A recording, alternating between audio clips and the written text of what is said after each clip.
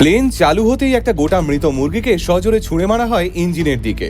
হ্যাঁ, যাত্রীদের জীবন বাঁচাতেই নাকি এমন একটা অদ্ভুত পরীক্ষা করেন বিশেষজ্ঞরা। বিষয়টা শুনতে কিছুটা পাগলামি লাগলেও এই কাজের জন্যই রোজ লক্ষ লক্ষ মানুষের প্রাণ বেঁচে যায়। এই অদ্ভুত পরীক্ষাকে বলা হয় বার্ড স্ট্রাইক সিমুলেশন।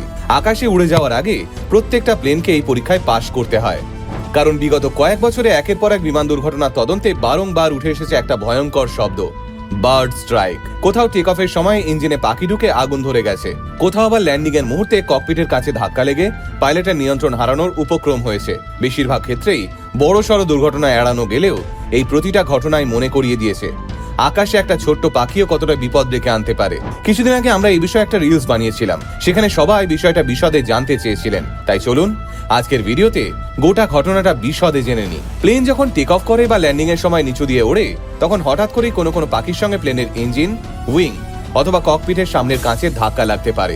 এই ঘটনাকেই এভিয়েশনের ভাষায় বলা হয় বার্ড স্ট্রাইক। শুনতে ছোটখাটো দুর্ঘটনা মনে হলেও বাস্তবের প্রভাব ভয়ঙ্কর হতে পারে। সাল 2024 ডিসেম্বর মাসের মধ্যেই মাত্র 8 দিনের ব্যবধানে 3টে ভয়াবহ বিমান দুর্ঘটনার খবর কাঁপিয়ে দিয়েছিল গোটা বিশ্বকে। দক্ষিণ কোরিয়ার মোয়ান আন্তর্জাতিক বিমানবন্দরে ল্যান্ডিং এর সময় জেজু এয়ারের বোয়িং বিমানটি আচমকায় দুর্ঘটনার কবলে পড়ে। 181 জন যাত্রীর মধ্যে প্রাণ হারান 179 জন। তদন্তে ল্যান্ডিং গিয়ারের যান্ত্রিক সমস্যার পাশাপাশি উঠে আসে আর একটা আশঙ্কাজনক দিক, পাখির ঝাঁকের সঙ্গে সংঘর্ষ। একই সময়ে কাজাখস্তানে আজারবাইজান এয়ারলাইন্স বিমান দুর্ঘটনার ক্ষেত্রেও আলোচনায় উঠে আসে বার্ড স্ট্রাইকের বিষয়টি। ছোট্ট একটা পাখি, কিন্তু তার ধাক্কায় যে কত বড় বিপর্যয় ডেকে আনতে পারে সেই বাস্তবটাই আবারও সামনে এনে দিয়েছিল এই ঘটনাগুলো। তবে এই ঘটনাগুলো কিন্তু নতুন কিছু নয়। যুক্তরাষ্ট্রের ওহাইও স্টেট ইউনিভার্সিটির সেন্টার ফর এভিয়েশন স্টাডিজ জানাচ্ছে, শুধু আমেরিকান আকাশসীমাতেই প্রতি বছর গড়ে 14,000-এরও বেশি বার্ড স্ট্রাইক ঘটে। মার্কিন ফেডারেল এভিয়েশন অ্যাডমিনিস্ট্রেশনের তথ্য বলছে 2023 সালে যুক্তরাষ্ট্রের 713টি বিমানবন্দরে মোট 19,400টি বার্ড স্ট্রাইক নথিভুক্ত হয়েছে। বিশ্বজুড়ে গত 35 বছরে পাখি ও অন্যান্য বন্যপ্রাণীর সঙ্গে সংঘর্ষে ক্ষতিগ্রস্ত হয়েছে 3 শতাধিক বিমান, প্রাণ হারিয়েছেন অন্তত 491 জন।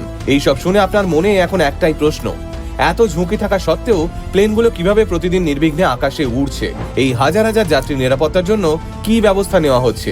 তার উত্তর দিতেই এভিয়েশনের দুনিয়ায় চালু আছে এক অদ্ভুত কিন্তু অপরিহার্য পরীক্ষা, যার নাম বার্ড স্ট্রাইক সিমুলেশন।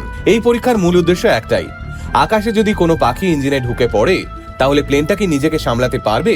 ইঞ্জিনে কি বিস্ফোরণ ঘটবে, নাকি সেটা নিয়ন্ত্রিতভাবে বন্ধ হয়ে পাইলটকে নিরাপদে নামার সুযোগ দেবে? তাই FAA বা EASA এর মতো এভিয়েশন অথরিটি নতুন ইঞ্জিন বা বিমানকে অনুমোদন দেওয়ার আগে বাধ্যতামূলকভাবে এই টেস্ট করে থাকে। এর জন্য ব্যবহার করা হয় এক বিশেষ যন্ত্র, যাকে বলা হয় চিকেন গান। দেখতে অনেকটা বিশাল কম্প্রেসড এয়ার কামানের মতো। এর ভিতরে রাখা হয় ফ্রিজে জমা মৃত মুরগি। 4 থেকে 8 পাউন্ড ওজনের মুরগিটিকে 600 থেকে 700 কিলোমিটার প্রতি ঘন্টার গতিতে ছোড়া হয় চলন্ত ইঞ্জিন বা উইন্ডশিল্ডের দিকে, ঠিক যেন আকাশে উড়ে আসা পাখির সঙ্গে প্লেনের সংঘর্ষ হচ্ছে। আর এই সব কিছুকে রেকর্ড করা হয় হাই স্পিড ক্যামেরায়। প্রতি সেকেন্ডে হাজার হাজার ফ্রেমে ধরা পড়ে ধাক্কার পরেও ইঞ্জিন সচল আছে কিনা, ব্লেড ভাঙলো কিনা, ভাঙা অংশ বাইরে ছিটকে এলো কিনা, বা কাছে ফাটল ধরলো কিনা। কারণ ককপিটের কাজ ভেঙে গেলে ভেতরের বায়ুচাপ কমে গিয়ে পাইলটের জন্য পরিস্থিতি মারাত্মক হয়ে উঠতে পারে। তাই এই টেস্ট পাস না করলে ইঞ্জিন আকাশে উড়তে পারবে না। এখন আপনার মনে হতেই পারে, মুরগি কেন? এর কারণ বেশিরভাগ পাখির আকার ও ওজন মুরগিরই কাছাকাছি, আর এটা সহজলভ্য, সস্তা আর পরীক্ষার জন্য সবচেয়ে বেশি উপযুক্ত। কখনো কখনো এই পরীক্ষায় কৃত্রিম মুরগিও ব্যবহার করা হয়ে থাকে। এই চিকেন গানের ইতিহাস শুরু হয় 1940-50-এর দশকে। 1950 সালে ব্রিটেনের ডি হ্যাভেলক সংস্থা প্রথম এই পরীক্ষার প্রচলন করে। তখন থেকেই কয়েক দশক ধরে বিশ্বের প্রতিটি উন্নত দেশ এই নিয়ম মেনে চলেছে। আজও রোলস রয়েস, GE এভিয়েশনের মতো বড় কোম্পানি এটা ব্যবহার করে।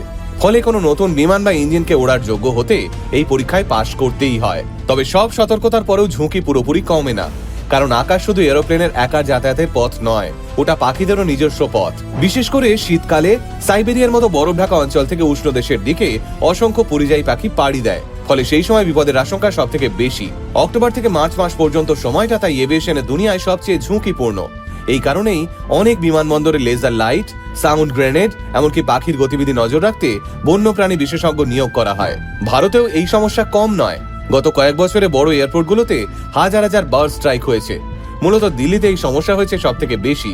কলকাতা বিমানবন্দরে শব্দ করে পাখি তাড়ানোর যন্ত্র ব্যবহার করা হয়।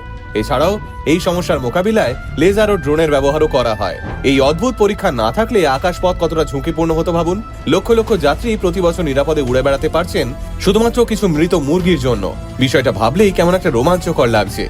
আপনাদের মধ্যে কারা কারা জানতেন এই বিষয়টা? কমেন্টে জানাবেন আমাদের। সকলে ভালো থাকবেন, সুস্থ থাকবেন।